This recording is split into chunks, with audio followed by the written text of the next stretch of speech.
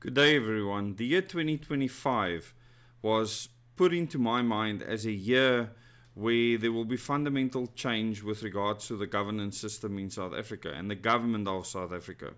Now, I did not necessarily believe this, but between my father and two other prominent people, they said that this year is set in stone, that 2025 will be the year where there will be a big change with regards to the South African government.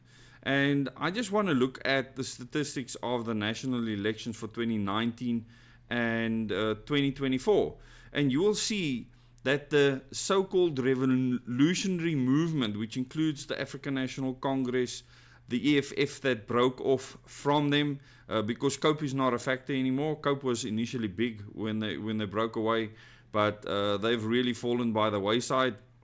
And then the MKP, the MK party that started in 2024, if you put the sum total of their votes together, the percentage of votes, because the voting system was slightly different this time around, then you still get 64% of the votes, or almost a two-thirds majority with the help of some smaller parties. So the percentage of votes for these so-called revolutionary parties hasn't changed. It's a number of people that are voting that has changed, that has dropped drastically, and these parties are concerned about this because people are legitimately asking, do we still have a legitimate government if so few people are actually voting for this government? But this is not the big thing. The big thing is the fact that I said in a previous video that has over 80,000 views now, that the African National Congress was put in place and will be removed out of its place because of a plan that was hatched by people outside of the African National Congress. Now, whether they like it or not, this plan is afoot, and 2025 will be a groundbreaking year with regards to this change. And it begs the question, is the fragmenting within the ANC first, the COPE break-off, the EFF break-off, then the MKP break-off, was that a part of the strategy to actually bring the African National Congress to its knees? Because if those movements were together, the ANC will still have immense power. In fact, enough power to change the constitution willy-nilly. They will be able to put all the smaller parties together, get a 66 two-thirds majority, and change the constitution as they wish. In fact, the African National Congress, before the big breakups, had a massive majority at some stage, over 70%, and could have made changes then. But here's the kicker. There was an agreement made with Nelson Mandela after numerous discussions with him, while he was still imprisoned on Robben Island before he was sent out to Victor Verster, where he was certainly not in prison. He lived in a very fancy house off the prison premises with Winnie Mandela. They had satellite TV, they had a jacuzzi, they had everything, all the comforts that you might want. So this was all a political ploy and very much staged. But in those meetings with Nelson Mandela, he was asked that will he give up the revolutionary fight, the military fight, the killing of people, the bombing, the terrorism, etc. And he said no, the first two times when he was asked if he would give that up, because the apartheid government then, with the overseas pressure, they were willing to release him if he was willing to denounce violence. But something different happened with the final meeting. And in that final meeting, he was brought to a place in Bishop's Court where he was met with influential people. Not elected people, no. MI6 was present, the CIA was present, and very influential people in the country. People similar to those that influenced the meeting with President Donald Trump. Why are those people negotiating with Nelson Mandela? What did they negotiate with him to get this transition to happen? And why did he agree to it? This is the question you need to ask yourself. And if you watch my Double O Days meeting on this channel, then you will get the answers. It is very important to understand that we are living in a script in South Africa, that there's overseas players that is a part of the script, and you need to ask yourself, this falling of the African National Congress, them breaking apart, ceasing to exist, and a new dispensation coming to the fore, what does that have in store for us? Because at the end of the day, you need to remember one thing, that violence would have been used to bring this about, okay? And not revolutionizing the country fast enough for the radicals. Those are all part of a script, a plan. And as I said before, my father knew of this plan a long time ago.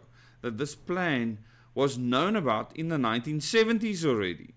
And this will be shocking to many people. While people were fighting on the border against the Rooi Gevaar and all sorts of things, there were politicians planning and scheming the handover of the country to the African National Congress. They had just not elected the leader that would be that person.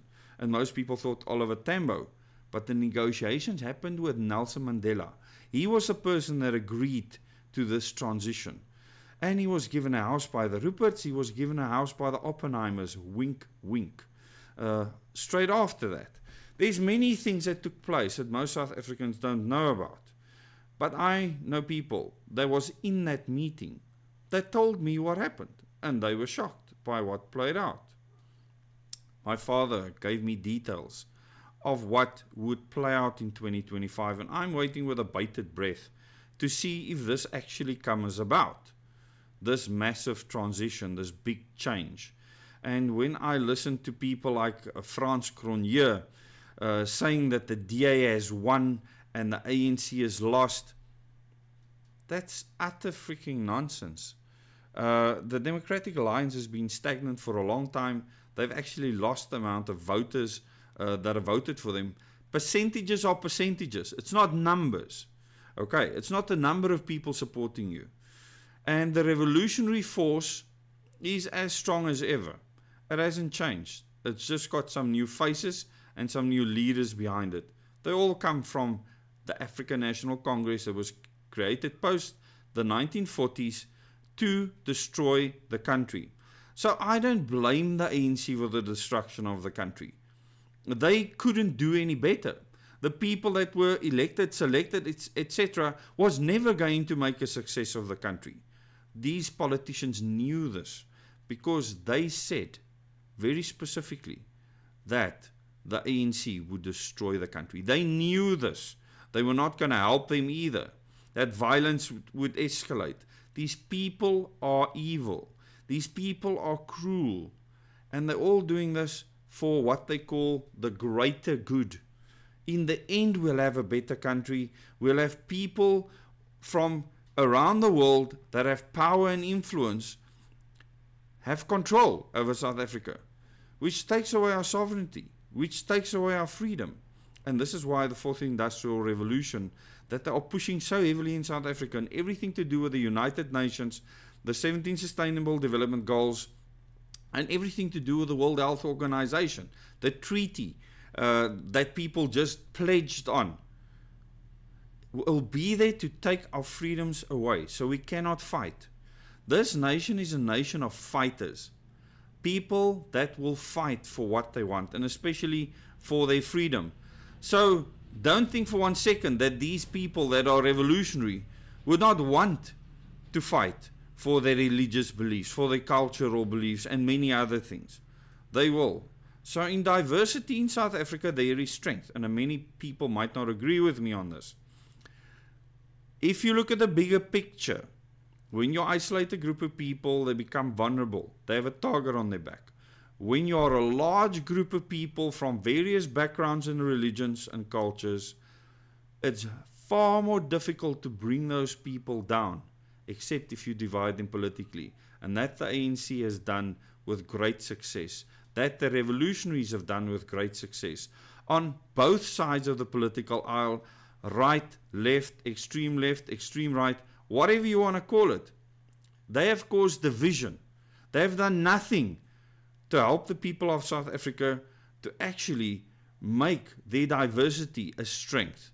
And this is what we need to do. We need to find the people in South Africa that want freedom first.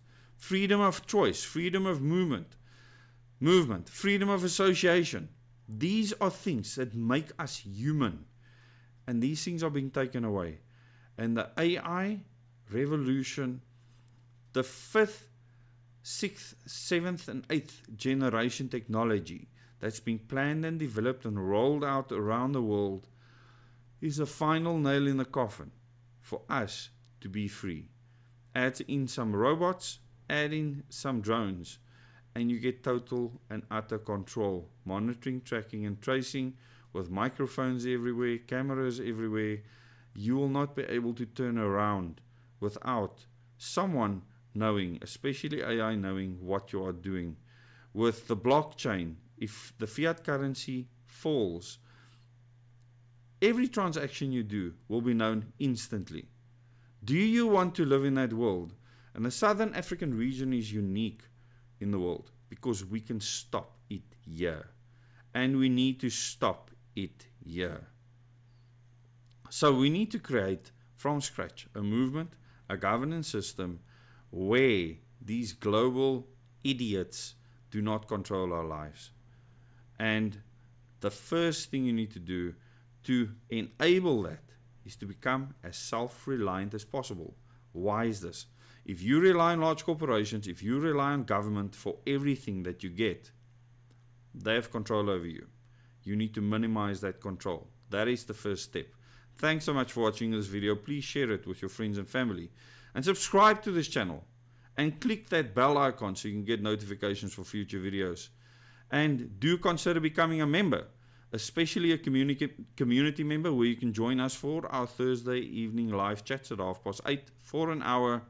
And if you become a interactive member, then you can join us for a Zoom meeting where we can interact with each other once a month, every last Wednesday of the month at 8 o'clock at night. Thanks to those of you that have joined up as members, those that are channel supporters. It is wonderful that you can help us to do this work. Keep on with this work. And we need you to spread the message as much as possible. Thank you so much. Till the next video.